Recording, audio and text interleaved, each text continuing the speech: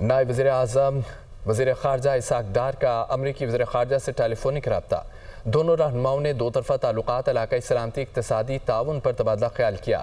اسحاق ڈار نے پاک امریکہ اشتراک مزید مضبوط بنانے کے عزم کا اعادہ کیا۔ انسداد دہشت گردی میں تعاون کو مضبوط بنانے اور تجارت اور سرمایہ کاری کے شعبوں میں مزید تعاون پر زور دیا گیا۔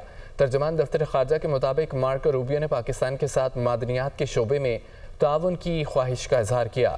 معیشت اور تجارت میں تعاون دونوں ممالک کے درمیان مستقبل کے تعلقات کی پہچان ہوگا۔ نائب وزیر اعظم اور وزیر خارجہ اسحاق ڈار نے 2013 سے 2018 کے درمیان دہشت گردی کے خلاف جنگ میں پاکستان کی کوششوں پر بات کی۔ امریکی وزیر خارجہ نے دہشت گردی کے خلاف جنگ میں پاکستان کی کوششوں کی تعریف کی۔ دونوں رہنماؤں نے افغانستان کی صورتحال پر بھی تبادلہ خیال کیا۔